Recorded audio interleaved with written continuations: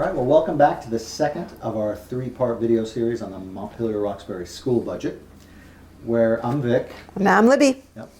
And where we left off, my question was, so there's a $2 million increase in the budget and a 5%, which is a 5% increase. So will our taxes go up 5%? And it sounded like it wasn't a simple answer. So how can we go about explaining how that works? Yeah, so in Vermont, we like to say we're unique. And sometimes we're not so unique, but we like to say it. In education financing, we actually are unique. So the way Vermont does education financing right now is that every district gets what they want. So every school board and administration put together a budget. These are all local decisions. And if voters approve that, then that amount of money that is asked for is the state has to give us that. In other states, that's backwards. The states say this is the amount of money you get, now design your budget around that. We don't do that. We say we need this amount of money, please give it to us. And that money is raised through property taxes. It's also raised in other revenue sources like some sales and use taxes and the lottery and all that kind of thing. There's some other things that go into that bucket called the education fund. So that means that what the decisions other school boards and administrations and voters make in their school district impacts everybody. We're all paying for every school in the state. So everything goes into one bucket and then the state gives it back to the districts, basically what they ask for. So we all influence each other. That's what makes it not a direct line to we increase by 5%, so our taxes will increase 5%. It's just not that easy. You say each district gets what they want. So that kind of it makes me curious. Let's ask for a whole bunch because we'll get it, and the rest of the state pays for it. Is that true? Is there a control that limits what a district can ask for? There is, to an extent. It's the voters. The voters are the controlling factor. So it's so complicated. A lot of voters just don't understand how this all works. Quite honestly, I didn't truly understand how we all influenced each other, all the districts influence each other until last year's challenging budget year. I truly didn't get it until last year. So it's complicated. You know, I live and breathe these things and I didn't quite understand it. So I think it's complicated. So the controlling factor is the voter. But if the voter in the community values, for instance, having incredibly small class sizes, and so they have to have more educators in order to keep class sizes very low, that's going to cost more money, right? So if that's a value of that community, the whole state is going to pay for that value, even if another place doesn't value that at all. So the only really thing school boards have control over is really the amount of people they hire and what they put into their facilities. Those are the only two places that we really have control over bringing that money down.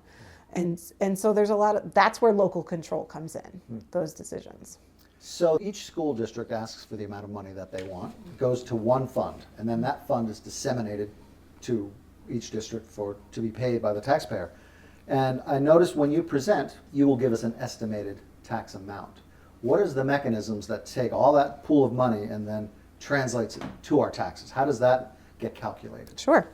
So we have our total budget, and that's the big number. And in the total budget, we subtract any revenue we get. And so something like federal funding, we get Title I money, we get IDEA money, which is for special education. Any of that kind of money is subtracted because that's a revenue source. And then we also add any expenditure that we're adding onto our total budget. So for instance, Montpelier-Roxbury has for the last few years included money that is dedicated to facilities called the capital plan. So that would be added.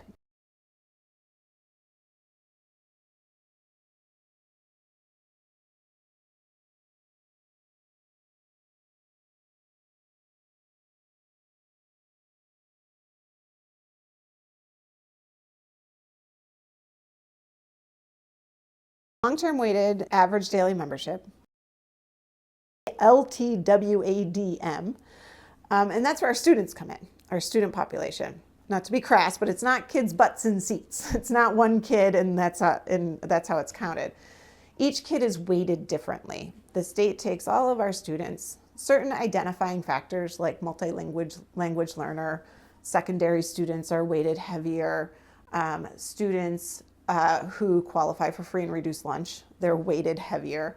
They take all of those factors and then they give us the number that is our LTW ADM. So it's not exactly our students, it's our students times the weights. So it's actually more than the actual student count that we have in our district. The second really big factor is called the dollar yield. To explain the dollar yield, the education fund is getting revenues from sales and use and from the lottery and all of that. That's going into the education fund. Then school districts are deciding what they are asking from the education fund. And we need to have enough by law in that education fund to cover what school districts and voters approve.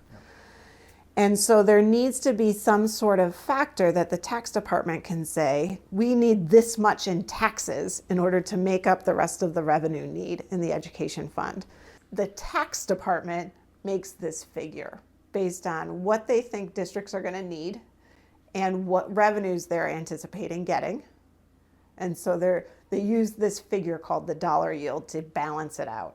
It's not set into law until May, when most budgets are usually approved, so they know exactly how much they need in the education fund. I think I might finally understand the dollar yield. I might have a way to explain it. So if I can recap, Sure.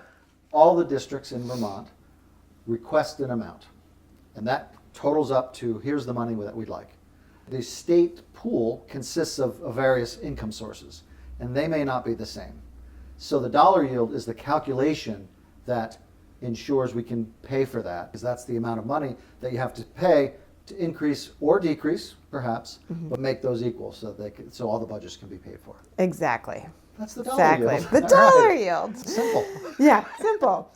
So we have our long-term weighted ADM, our equalized pupil spending. Yep. Our spending per equalized pupil. We divide that by the dollar yield, which is given to us by the state. And then we have what's called a cent reduction. This is new last year with Act 127. Not all school districts see a cent reduction. It's 11 cents for Montpelier Roxbury. And it's meant for school districts who Act 27 really hit us hard in terms of the different weights than in years past. It was a legislative matter. It won't always be there. So this year we have it. It's 11 cents. So you subtract that and you get your adjusted equalized residential tax rate. But we're not done. That's when then the CLA comes into the factor. So the CLA is the common level of appraisal. And all of us who live in Vermont and have a home, our houses are appraised and on the grand list, it's called, in each town. Each town is responsible for reappraising the houses to ensure that you are charged the right amount based on how much your house is appraised at.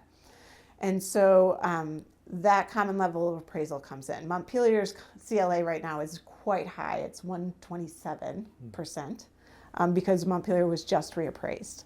Roxbury's is also very high. I think it's 125% because they were just reappraised. In places like Colchester that hasn't had a reappraisal in over 20 years, it's quite low.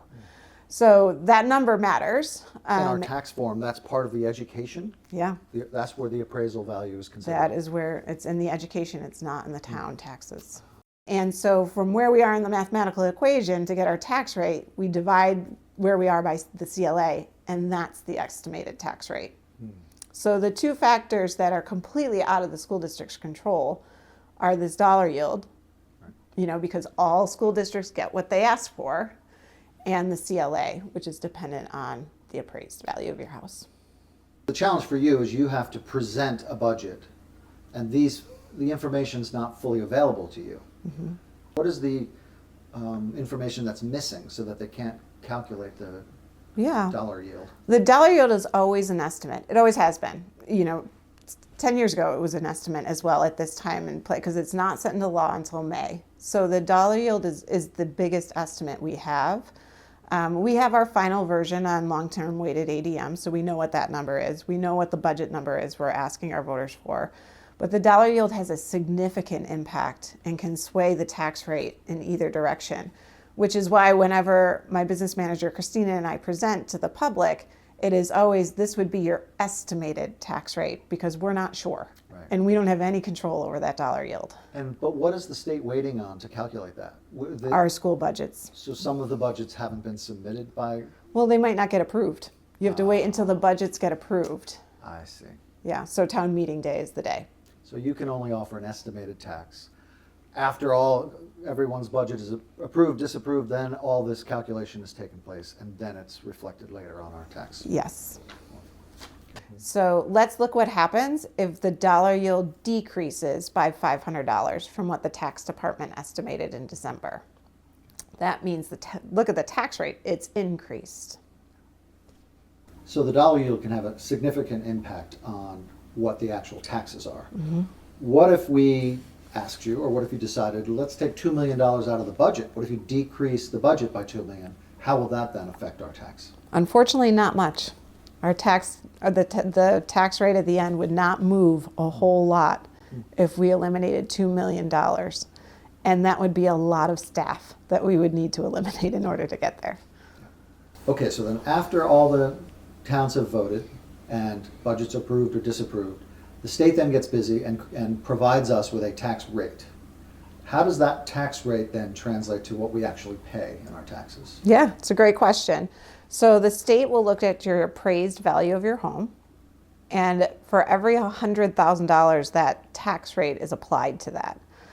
And then there's also something called income sensitivity in Vermont. So 2/3 of Vermonters, including in Montpelier and Roxbury, get income sensitivity. And so there's also a factor the state places on for those people who qualify, and it's based on income, that will lower your tax rate bill. So after all of that is said and done, they send you a bill, a property tax bill, based on your appraised value of your home, if you qualify for income sensitivity or not. And they'll tell you exactly how much you owe the government in order to fund the ed fund. Okay, so this, what you've described, and some may understand it, some may not. I partially am starting to understand bits and pieces, but it's a very complicated process. But what it does allow, and what historically Vermont has asked for, is local control, whether or not that's a result or not is true, but also a very equitable system that gives students, regardless of where they live, an opportunity to be educated and get a good education system. That is the theory, yes. That is the theory. And if people did understand that, that's great. Now moving into the future, they know how to understand their taxes. Do you think it's going to stay this way? No. Not at all? No, I don't think so. So that's the topic of our third video. So Let's go on to part 3. all right. Thanks for watching the second one, and take a look at the third one to understand where we may be heading.